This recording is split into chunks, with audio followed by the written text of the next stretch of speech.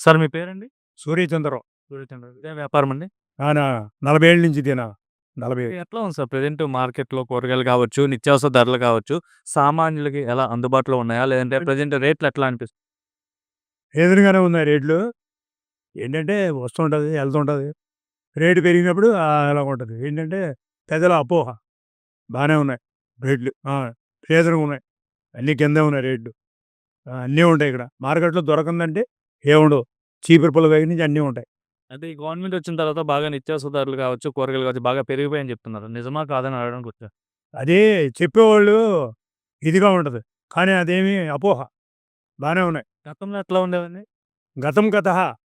ఇప్పుడు, ఇప్పుడు నువ్వు అడుగుతున్నావు కదా! ఇదేంటని. బానే ఉంది.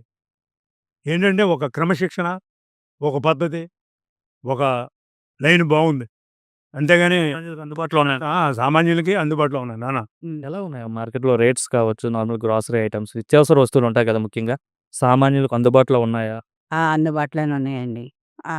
అంటే ఆహ్, అంటున్నారు ఈ గవర్నమెంట్ వచ్చిన తర్వాత రేట్లన్నీ పెరిగిపోయి సామాన్యులకు అందుబాటులో లేవు. ఆకాశాన్ని అంటుకుంటున్నాయి ధరలని చెప్తున్నారు. వాస్తవేనా? ఇప్పుడైతే లేదండి. ఇప్పుడైతే బాగానే ఉన్నాయి. చౌకగానే ఉన్నాయి. పర్వాలేదు.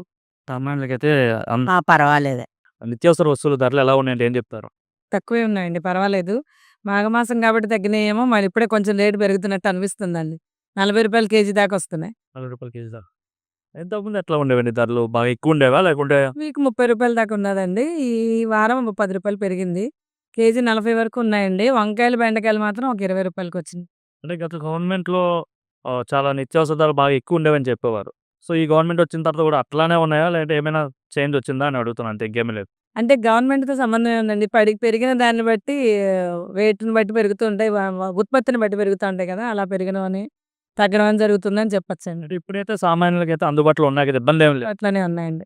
ఎట్లా ఉన్నాయి మార్కెట్‌లో రేట్స్ ఎలా ఉన్నాయి ముఖ్యంగా? చాలా తక్కువగా వచ్చినాయి సార్. అంతకుముందు ధరలు తక్కువగా ఉన్నాయా? తక్కువగా ఉన్నాయి సార్. అంటే మరి అంటే గతంలో ఎట్లా ఉండి ఇప్పుడు ఎలా ఉంది? గవర్నమెంట్ వచ్చిన తర్వాత మొత్తం ఎట్లానే కంట్రోల్‌గానే ఉన్నాయా? లేదంటే తగ్గాయా? ప్రెజెంట్ ఏమైనా తగ్గాయా? గతంలో కంటే ఇప్పుడు చాలా తగ్గినాయి సార్. అప్పుడు 200ది వస్తే దీంట్లో సగం వచ్చేవి కూడా కాదు. ఇప్పుడు 200కి మొయిలైనన్ని సరుకులు తీసుకొని వెళ్ళిపోవాలి. అంటే గతంలో సామాన్యులకు అందుబాటులో లేవు. ఆకాశాన్ని అంటుకున్న రేట్లని చెప్పేవారు.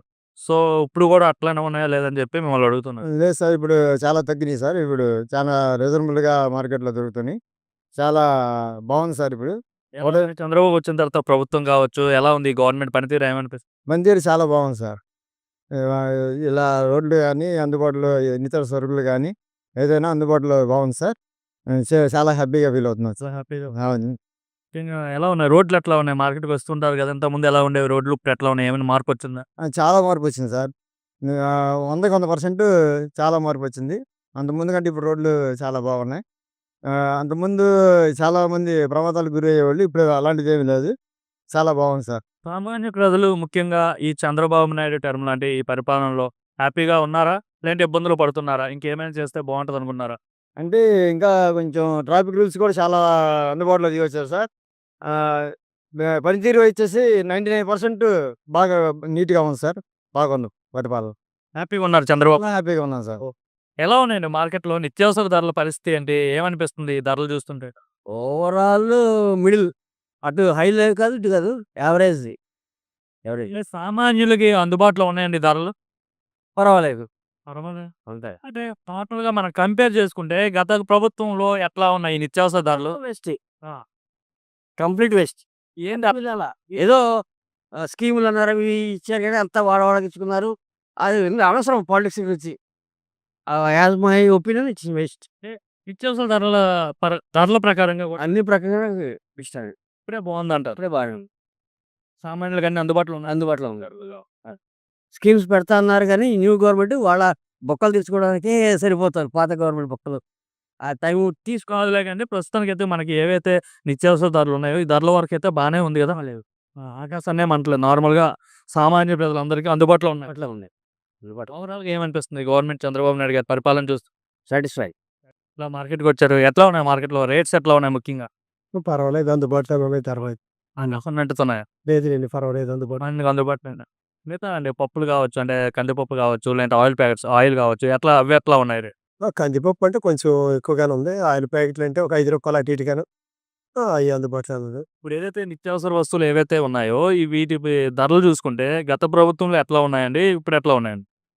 ఇప్పుడే బాగున్నాయి అనిపిస్తుంది. అందుబాటులో రైతులకి ఎక్కువ ఉండేవండి ఇంకా? కొంచెం ఎక్కువ అనిపించినాయి. ఎట్లా ఉందండి? ఈ ప్రభుత్వం నడిచే తీరు కావచ్చు, చంద్రబాబు నాయుడు తీసుకున్న నిర్ణయాలు కావచ్చు, ఏమనిపిస్తుంది? చంద్రబాబు పాలన కోసం ఏం చెప్తారు? ఫ్యూచర్కి ఉపయోగపడే నిర్ణయాలే జరుగుతున్నాయి.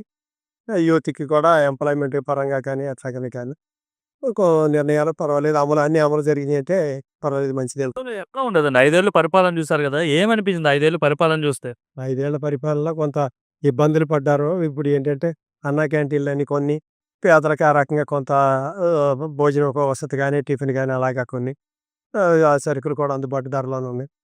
ఇప్పుడు మెయిన్ ల్యాండ్ ఆర్డర్ కంట్రోల్లో ఉందని నా అభిప్రాయం. ముఖ్యంగా ఉపాధి చూసుకుంటే గతంలో రాష్ట్రంలో ఉపాధి దొరికేది కాదనేవారు. సో, ఇప్పుడు ఎట్లా ఉందండి ఉపాధి?